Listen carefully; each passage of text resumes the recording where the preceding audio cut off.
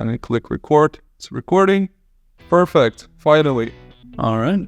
Podcast number 1, and we can... Podcast number 1 going. Hello, everyone.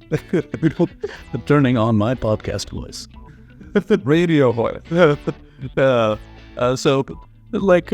just going to have a casual conversation. But we've got a few topics and a few jokes in the middle.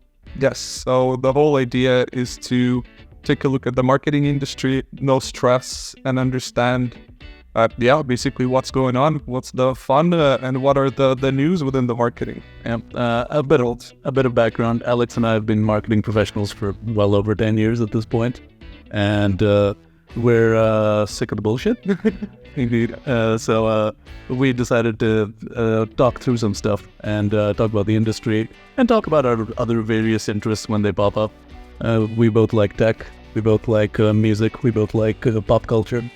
We both like anything new and interesting happening on the internet. We like weird stuff there as well. So all of that will probably be put into a blender and be poured down your ears. We have split up this conversation into 4 parts. We're going to look at what is going on in the world. So weird news we're going to share. We're going to look at some interesting social media posts. And then we have our main topic that we're going to go through, which is probably something that everyone heard is about Wendy's and how they are basically surging the price. And sadly now I have to update that because they backed out just today. We picked this topic 3 days ago, and that's the problem with these sorts of things. Which is not an issue, I think. We're going to talk about it anyway. Yes, absolutely. The pros and cons and what does it mean. Yeah. All right, we can start with the weird news. Do you want to go first? Oh, yeah, sure. My favorite bit of internet weird news was a guy, basically a Tesla investor, just openly wrote that he's positive about the Tesla stock because he has insider information and exposed himself as an insider trader. I'm sure the SEC will be very happy with that. That is also not smart, right? Why would he do that? I don't know. He was just bragging about how good his investment is, and he had insider information and how much he loves Elon. And is he actually yeah, I've got it. He says, I realize this is very cryptic information will not help everyone, but it may help one or other who knows me as a credible source to understand why I'm bullish. From time to time, I receive insider information that I cannot and will not share. And he did. And he did. I mean, he didn't share the information. He definitely shared that he gets it. Oh my God, it's social media is terrible. Well, don't think nowadays that this can damage them and that people can send it to your employer or something. Oh yeah, this guy was just basically doing a villain monologue against all the people who doubted him and exposed his insider trading. He really needed to feel a little bit of that big PP energy. All right, what did you get? I got some weird news. It was from Hong Kong, I think. So basically, it's a big bank or some hedge fund, and one of the clerks receives a Zoom invite to talk to his CFO. Yeah. So he gets this invite to talk to him and some of the colleagues, and the email looks fine. It doesn't look like a phishing email. So he jumps on the call, and there's a whole team that share their web cameras, and they asked him to transfer to 5 different wallets or 5 different bank accounts, $35 million. And the guy, after a conversation, complies, and he just sends the money until later on he figures out that all these Zoom call employees and the CFO were actually AI generated and fake. Yeah, I've heard about things like this, not exactly this case, but there was another where somebody just generated an entire fake company to scam people. It was part of that. Pig farming. What was it called? Pig butchering scam. John Hober was talking about. I just seen it yesterday as well. That was interesting. But as a follow-up to that, I read about all these companies that were made up, and then somebody was passing reviews through AI and getting the... Yes, but this case is basically big organization. You don't know, the CFO name, you check it, it doesn't look like it's probably like a spoofed email, so it also shows that there's lack of security within the company, but that this guy, you would think he would suspect that it would be an AI generated, some sort of, artificial deep fake technology, blah, blah, blah, but apparently he had a live conversation. they reacted to it. So there's some sort of layer. So it's just crazy because what I'm using here. So thieves use AI to impersonate colleagues, which is super weird. So a big portion of that obviously can be used. So we're talking one case at the moment, but think if that's going to be used in, Black Mirror shit, like pornography. Oh, yeah. Right? So you take your CEO or CFO who has a bunch of publicity and records himself, you create a deep fake, generates something that is going to be super compromising, no one's going to question that even. That's a good transition into the other story I wanted to talk about, which is somebody made deep fake pornography of Taylor Swift, and they're saying she wants to press charges against whoever that Twitter user was, and this was like part of like a political backlash, and this is only like a major case that decides how AI is legalized. Literally, like this is the legislation. I also seen that Elon Musk already sued OpenAI. Oh yeah. It's also like there's so many fakes of him going around saying, "Oh yeah," strange stuff as well. That it's hard to distinguish because the man himself is sometimes less than lucid. That's true. You don't know if it's actually a damn company. He is the kind of guy who tells his investors to, go and fuck themselves. Terrible. But insane. Like that this is going to be used. And yeah, also I put somewhere in my notes that government should be scared. So these incidents, accidents, and they're going to be, they need some sort of legislation, proactive measures. Because as soon as this starts popping on social media and you can advertise it and it's not limited, you can create any type of fake news. Yeah. Terrible. Yeah, I mean, my opinion about it has always been, yes, you can, but the other thing is it doesn't take much to fool people usually. It never took AI to convince people of all sorts of nonsense. I remember there was an epidemic during like the 2016 American presidential election of like pages that were like CNN.net rather than .com. Somebody bought up a domain or something or made it look like similar. This is just like an example I'm making up right now, but there would be a page that really looks like a CNN news story, and it's just like the same HTML, but just all, So it would link people to these stories and they would really believe it. It doesn't take a deep fake to do that. In fact, I think at this stage currently, deep fakes are more recognizable than those kind of web pages. But we also saw Will Smith eating spaghetti last year? To see the improvements, yeah. It's insane. So, it's crazy. Yeah. I mean, that's not to say it won't ever be. That's true. But as soon as it gets to the social media, I think people are just going to start using it. Like, they're just going to recognize that a lot of the videos are just fake. It's not. I spoke about in one of our shorts the AI fatigue. You will not know if it's real or if it's fake. You will not know that, hey, is it actually happen or not? You're just gonna disregard all this information. I don't know, go outside, get some fresh air or something because it's insane. One of the big issues for me is not just that it's easy to make fake stuff, but it's also easy to call something that's real fake now. Like that to me is like a bigger danger, because if you like catch somebody on the back foot saying something ridiculous in an interview, they can just go, "That was AI generated." No, you have no proof. That's also true. I actually think that the rhetorical answer of saying that's fake, the cultural confusion that it causes is actually really useful to bad faith actors, even more so than the technology itself. I have no idea. Like, I really don't want to think how it's going to be used. Because there's a way of like, oh, it can be very creative. It's very nice. But also in this case, where you get a call from your CFO and you don't recognize if he's a real person or if he's a deep fake, and you don't recognize your colleagues and you just make this move. 35 million. Those audio AIs have gotten so good right now. I remember I was watching another podcast. It was The Majority Report with Sam Cedar, and somebody called in with the voice of another pundit and just started making jokes. He was joking around and making it clear from what he was saying that it was all just a joke, but it was so realistic if you could put that voice next to the actual guy's voice. And it fooled me for a few seconds. You're just watching this podcast and you just hear somebody, and you're like, oh my god, that person actually called in, this like famous host. And it wasn't him. I was shocked. Like everyone on the podcast. Get only better. This is like the worst it's gonna get. Yeah.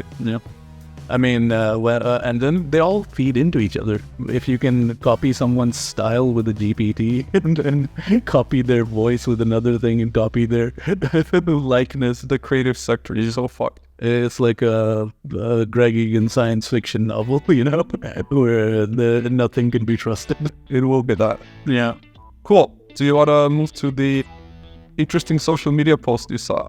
I kind of went over, but I kind of mixed my news and the interesting social media post back there. You know, it was an interesting one, but yeah, you go ahead with yours first. All right. So I found one, and it's basically people filming themselves crying in different locations, and then they're just pushing their narrative. So, for example, there was this girl who TikToker films herself crying in different places for attention, following a breakup. So she films herself being on the couch, being in a parking lot, being at the gym, being at the doctor's, and she just films herself like bawling in all these places. So my question was like, is any marketing good marketing? Because she's exploding, she's capitalizing on it, but then she's like, you know what I'm gonna do? I'm gonna go to the gym and cry about it, about my breakup. And she pulls the narrative for maybe months.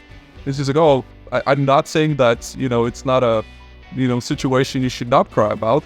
I'm just doing it for TikTok and doing it publicly in different locations. And they're like, oh, you know, I feel like crying. You know what I'm going to do? I'm going to pull up my camera, and then I'm going to edit the video, and then I'm going to publish it on TikTok, and then I'm going to do a next one tomorrow. So for me, that was ridiculous. And then, that's the post that really triggered me. And I just went down the rabbit hole, and it's a thing. It's a trend. So they literally just film themselves crying in different places. And they get changed, like, oh, no, my burger did not have cheese. And then just like cry. Like, what? Terrible. I really hope what I'm going to bring up doesn't derail the conversation completely. I'm late to this, but on TikTok they were talking about these teenagers were like, they're talking about reality shifting. You heard it? No. Okay. It's basically lucid dreaming, and they'll go like, if you try really hard to like control your dreams, you can end up in Hogwarts. You can end up in like the world of Dune or whatever, you know. And these are kids just basically rediscovering lucid dreaming, but they call it reality shifting. So they just like live in their fantasy for a little bit by like sleep depriving themselves and doing this real mantric sort of Carlos Castaneda style lucid sleep sort of technique. It's like I've seen as well on the similar topic, like Gen Z reinventing stuff, or was it Generation Alpha? This girl as well, she started complaining. It was also on TikTok. She's like, oh my god, I was babysitting someone's kids, and the house was so big. You know what would be cool? There would be a phone that is actually connected by wire in one location, so you definitely know where to find the phone. So like a home phone. There was another guy replies like, we should discover the landline. And she's like, you should patent it. And she really tries to sell it to everyone on TikTok. And I thought she's joking, but then as I looked through the comments and I just watched it, and then she did a reply, I think that's like she actually thought she discovered something cool. She didn't know there's a landline as a thing. This is like whenever my AirPods fall out of my ear, and I'm like, I wish they had wires. Not the same thing. Perfect. So you want to move to the main topic? Yeah. So, as we all know, Wendy's introduced a sort of surge pricing model similar to Bolt or Uber, and it didn't go well with the public. The idea of fast food that's constantly changing in prices does not seem to appeal to me personally. Like, the entire thing about fast food for me is you go there and it's quite stable and it's quite cheap. And having a fluctuating price to keep track of is slightly inconvenient. And for them, I don't know if, how much money that would take to implement this worldwide system. Well, no, Wendy's generally doesn't operate in the entire world, but you get the idea. For me, I kind of split up into pros and cons because I was trying to find what would be the reason for it. One of the things I really liked, someone said online, is you have to think about the shareholders. How are we going to satisfy the board of directors? How can we again boost basically the prices and the revenue?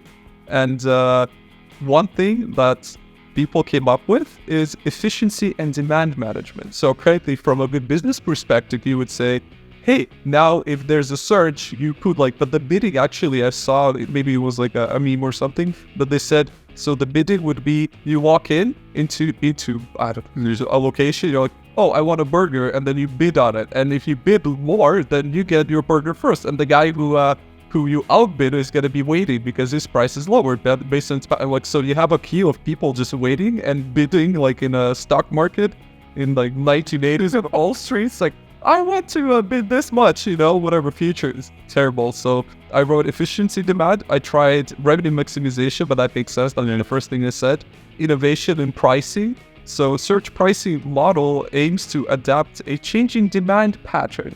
So if you say, hey, everyone drops by during lunch, and then you can obviously but the prices wouldn't go like double. I hope at least they wouldn't. But they said a little bit, like a couple of cents, but I just still feel it's so useless. But what about the locations that do not have a lot of demand? Yeah. Well, what about those? So you're going to walk in, so go, it's a surge in pricing for what? Because somewhere far away, I don't know how the system would work, but somewhere far away, there's a Wendy's that is actually struggling to deliver. And then here in the Midwest or somewhere, middle of nowhere where there's no demand, they're like, oh, we're going to raise the price. Yeah. I also imagine delivery timings and all of that would influence this in a weird way. That's also true. You don't want to just be like, oh, I ordered my food then and now it's priced differently. That's also true. Everyone would remove it from any application. Like Uber Eats would also I don't see the point. Or they have to raise the price depending what's the average. Yeah. But that's also dumb. But I imagine they weren't going to do it for delivery. That would be so inconvenient for every app, like you mentioned. That's a good point. Yeah. There's no auto update for those things. But apparently the CEO of Wendy's was saying digital menu boards could allow us to change the menu offerings at different times of day, offer discounts and value offers to our customers more easily, particularly at the slower times of days. And this is a lot of corporate speak. Yeah. It's a lot of corporate speak. It's obviously the guy going, this will only benefit you. Whenever somebody says that, they've got a knife in the other hand, I feel like they did not have any kind of risk analysis for this. They went publicly, or they're still gonna do it. Now they just rolled back and then come up with another shitty, a little bit better solution, or not as worse. So I wrote as well, what are the cons? So economic inequality, obviously, yeah. So that if I don't have extra 10 cents, I'm going to be waiting in the queue forever. Access and equity, so implementing search pricing fast food might limit access to affordable meals. Well, basically it relates to the previous points. Perception and trust, I think that's people just going to boycott like they did, what was the beer brand? Oh, Budweiser. Budweiser, yeah. Right? Some Bud Light more specifically. Then just boycott it. So I feel that this would also, I feel people who are not aware, because I haven't read the news today. I don't think this would be boycott worthy. I just think it would make people annoyed enough just not to go. That's true. Yeah. But I can imagine a boycott. I've seen boycotts for stupider things, and this is actually quite serious. Yes, because it's food, and it's also for communities that do not have enough money. Especially if you think about it this way, you're somebody who expects to go to lunch and there's a Wendy's around your corner, and then they decide lunch timings are not going to be pricier because businessmen come in right now, or this type of person comes in right now, and that's just not helpful for anyone. Absolutely not. So yeah, for me that was again perceived price gouging. So that one, comparative disadvantages. So critics argue that search pricing in fast food doesn't offer the same value proposition as it does in ride sharing. Unlike choosing between Uber and Lyft, during search pricing, customers can easily opt for alternative fast food options, obviously, because I feel if there's Burger King, there's obviously McDonald's not too far away, there's going to be Wendy's or Subway, because that's in those locations you want your fast food restaurant to be. But then you're like, oh, are we going to go to these four? Which one we're going to pick? Or the one that raises the price? Of course, if you have the money, you're probably gonna outbid everyone and just be the first one to get the food. But the others, it's it is inequality, maybe a little bit discrimination as well on the class that cannot allow that, and it's just confusing. I feel Yeah. You walk in, it's like, so what's the price today? Is there like a live app that tracks that, like stock? Yeah. It's just on Robinhood. Like, You're watching the line. why this crypto? What is the burger price today or whatever? Hodl. It's like, oh, sorry, you cannot go to Wendy's today because the price is too high, because the demand is too high. Terrible. I just think like you could get somebody, you would get like YouTubers, for example, who would game the system somehow. Definitely, they start close or Ordering to like raise or lower the price and do some stuff. I think somebody get on it if this ever gets implemented. that's also good points. I'd love to see that. I remember there was this guy off topic who, it was an art project, so he took a bunch of Android phones, I think. He opened Google Maps and said he's driving somewhere. So he selected a location and he put them all in like a suitcase or something. And he was walking down the street, and because in his suitcase he had 100 Android phones and maps were turned on and they were all going in the same direction. Google Maps showed that there's a traffic basically jam like on a bridge. So it basically offered everyone who was driving an alternative route. And a lot of people selected, so he was just walking down, I think it was New York, I have no idea. So he was just walking down the street, and the whole street was empty. He's like, yeah, because I'm making it look like it's a traffic jam. So I totally see some, as you said, people or YouTubers just abusing the citizens. Like, oh, we're gonna do gouge pricing. Like crazy for it. Yeah, I bet there'll just be like all these hacks on Reddit. Go during this time, do this, and you can get a cheaper Wendy's burger. I'm telling you, like, so They're opening themselves up for a bad time. it's Wall Street of Wendy's. Yeah. But still, some people were defending the dynamic pricing idea, and they were like, calling it surge pricing has sort of diminished people's view of what it is. Yeah, just name it a different way. Yeah. And then it feels different when it's the same shit. I can imagine them rolling it out. Oh, it's something different. AI pricing or something. I've read this book where this example was named as new slang or new lang. So basically they said, just rename the thing that people don't like in any way, and then it's gonna have a new meaning, even though in a nutshell, in the core, it's the same exact thing. So that's what they do. They're like, we call this different. Yeah, it's the same thing. We're gonna, then you basically split up the people who still have like a old belief, and the people who's like, no, but this is a new thing. It's not the same. What it is. That's just perception management 101, though. Companies apply it all the time. Fucking governments do it all the time. Absolutely, yeah. But that's probably a different topic. Yeah. So as technology improved, so did the ability to use real-time data in everyday transactions. I'm reading from the CNN business article. With everyone having smartphones, it became much easier for companies to do this in form of prices and to adjust in real time. And this is basically the Uberification of everything, the idea that if you just shift prices around, you can control demand a little bit or get a bit more from here and there.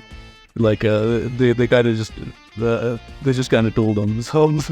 Capitalism 101. What can we do to satisfy the shareholders? But I also see the point you raised that like you could make a more efficient version, but that's not how it's going to be used out of business. Absolutely not. I think something like this would be like a way of like adjusting demand flow and supply flow a little bit better so that we have less food waste. That would be amazing. That's not what's gonna happen. They can continue the food waste, but just change the prices around. It's true, because I'm pretty sure that's not what they are doing this for. Yeah. There. So, do you have anything else to add to this part? No. I think we've beaten the Wendy's dead horse. Fair enough. We're gonna try to do this as a thing. We're gonna end with a joke for each other. And I have decidedly gone with a terrible joke from my teenage years. Got it. All right. No, you go first. Mine is gonna cap off the show. It's a short and sweet one, but like you'll be like, "How was wrong with you?" For me, this one was very cheesy. Go. After we discussed all this stuff, I thought like this would be a nice closing. If I had $1 for every time I said that, I'd be making money in a very weird way. All right. Mine is knock knock. Who's there? Interrupting cup. Interrupt. All right, guys. Hope you enjoyed listening to that. We're gonna head off and see you next time. Enjoy the weekend.